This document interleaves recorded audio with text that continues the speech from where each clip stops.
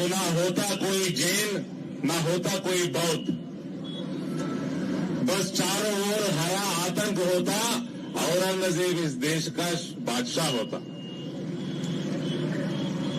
అంటే బేసికల్ గా శివాజీ మహారాజు ఒకవేళ చరిత్రలో లేకున్నట్టయితే మీరు ఏం రాసిందయ్యా, శ్రీ ఛత్రపతి శివరాజ్ మహారాజ్ విగ్రహావిష్కరణ కార్యక్రమానికి స్వాగతం సుస్వాగతం అని పెట్టి నా బొమ్మ అటు పెట్టిర్రు, ముఖ్య అతిథి అని ఈటలన్న బొమ్మ ఇటు పెట్టిర్రు లోకల్ పార్లమెంట్ సభ్యులని.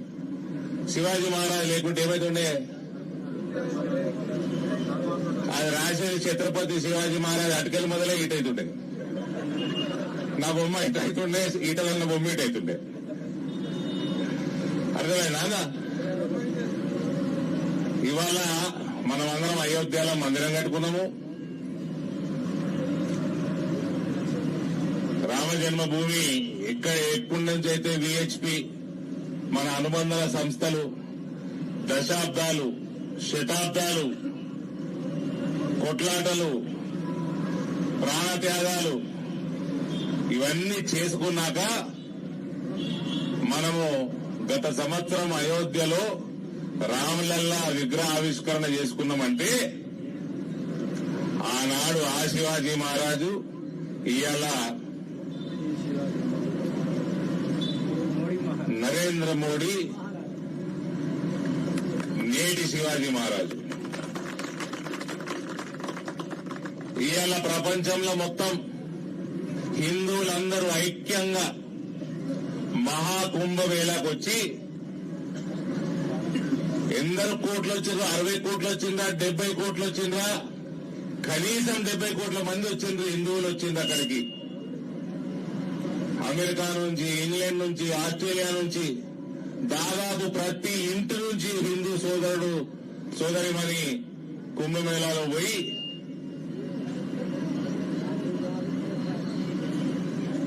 త్రివేణి సంగమంలో స్నానాలు చేసి రావడం, ఇది హిందూ ఐక్యత చాటడం జరిగింది. ఉత్తరప్రదేశ్ ముఖ్యమంత్రి గారు యోగి ఆదిత్యనాథ్ గారికి నేను మనస్ఫూర్తిగా అభినందనలు తెలియజేస్తూ పాదాభివందనాలు తెలియజేస్తాను.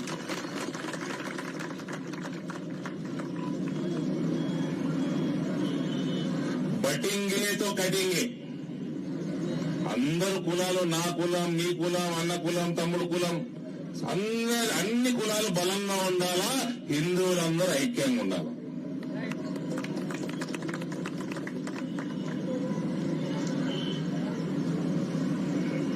కాంగ్రెస్ వాళ్ళు, టీఆర్ఎస్ వాళ్ళు, ఇటువంటి పార్టీలు అనేక సంవత్సరాలుగా దశాబ్దాలుగా ఈ దేశాన్ని వెళ్ళి కేవలం హిందువులకి నష్టం తప్ప నయా పైసా లాభం చేయలేదు. ఓటు బ్యాంకు రాజకీయాల కోసం ఇలాంటి వరకు యూనిఫామ్ సివిల్ కోడ్ రాలేదు.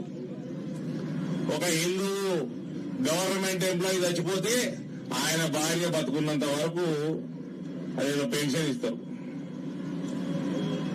కానీ తుర్కాయన చచ్చిపోయాడు అనుకో, ఫస్ట్ పెద్ద భార్య చచ్చిపోయే వారికి ఇస్తారు, తర్వాత రెండో భార్య చచ్చిపోయే వారికి ఇస్తారు, తర్వాత మూడో భార్య చచ్చిపోయే వారికి ఇస్తారు, నాలుగో భార్య చచ్చిపోయే వారికి ఇస్తారు. ఇది కాంగ్రెస్ మన హిందువులకు ఇచ్చిన గిఫ్ట్. వక్ఫ్ యాక్ట్, ఈటలనే ఇల్లు మంచుకుంటుంది. ఆ వక్ఫ్ వచ్చి ఇది నా ఇల్లు అంటే ఈటలనే ఖాళీ చేసుకోవాలి. అది వక్ఫ్ చట్టం. మన ఈటలనే ఎడుకోవాలి, కోర్టు పోలిక లేదు.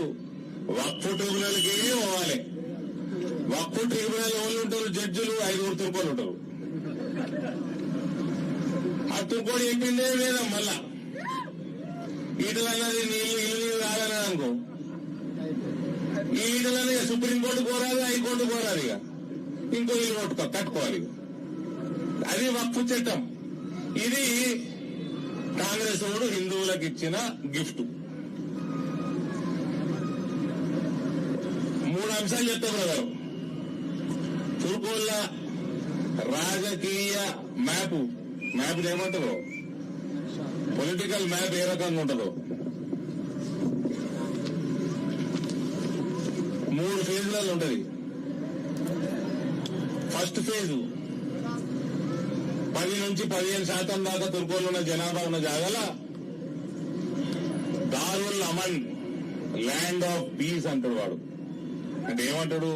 ఇక సుమా ఇక మీడియాలో ఉన్నా కూడా నాకేం పరపడదు, కానీ తుర్కోళ్ళు అంటే ఇస్లాం కాదు, తుర్కోళ్ళు అంటే ఇస్లాం కాదు, ముందే చెప్తున్నా. 10 నుంచి 15% ఉన్న కాడ దారుల్ అమన్ అంటాడు. సెక్యులర్ దేశం, హిందూ ముస్లిం భాయ్ భాయ్, గంగా జమున తేజీబ్, మనమందరం కలిసి ఉండాలి, మీకు మాకు వ్యత్యాసం లేదు, మా దేవుడు మీ దేవుడు ఒక్కడే, ఎన్ని సూక్తులు చెప్తా ఉంటారు.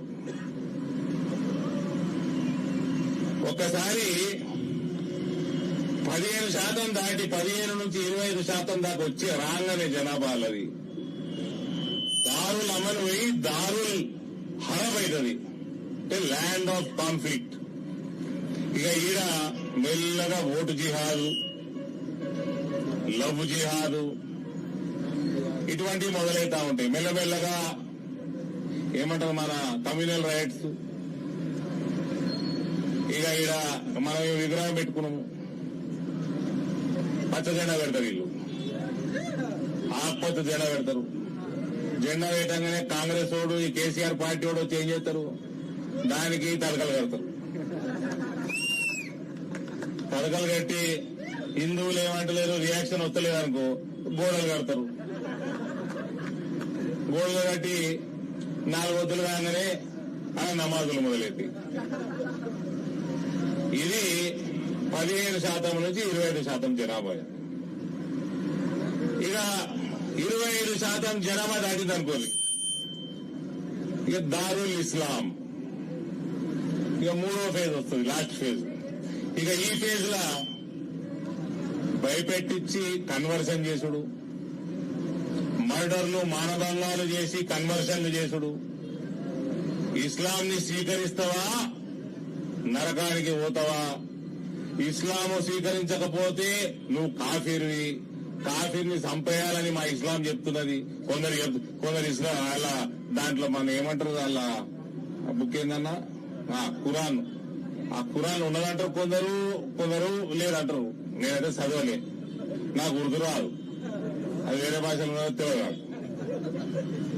ఇక అంటే బేసికల్ గా నో వే బట్ ఇస్లాం, ఇస్లాం తప్ప వేరే మార్గం లేదు అన్న కాడికి వస్తుంది. అదే 1947 తర్వాత కాంగ్రెస్ వాడు చేసిన అతిపెద్ద పాపం. ఆ పాపం చేసినందుకే కొట్టుకపిస్తున్నాడు అంతా. ఆ పాపం చేసినందుకే కొట్టుకపిస్తున్నాడు. ఈ తెలంగాణలో పక్క కర్ణాటకలో 2 రాష్ట్రాలు తప్ప, దానికి కూడా వస్తే ఇప్పుడు వస్తారు 2 నిమిషాలు ఇది తప్ప ఏడా కనబడతలేరు. ఎందుకంటే ఈ దేశాన్ని భరతమాతని 3 ముక్కలు చేసిన దుర్మార్గుడు కాంగ్రెస్ పార్టీ వాడు. బైన్సా సోదరులు కొందరు ఉన్నారు, బైన్సా సోదరుల మీద దొంగ కేసులు పెట్టి పీడీ యాక్టులు పెట్టి అలాని నెలల కొద్ది జైల్లో పెట్టిన అతిపెద్ద దుర్మార్గుడు కల్వకుంట్ల చంద్రశేఖరరావు. వీళ్ళు పాప ఉట్టిగానే ఓదిల్లది, అందుకని అసలు పురాలు ఉంటున్నాయి.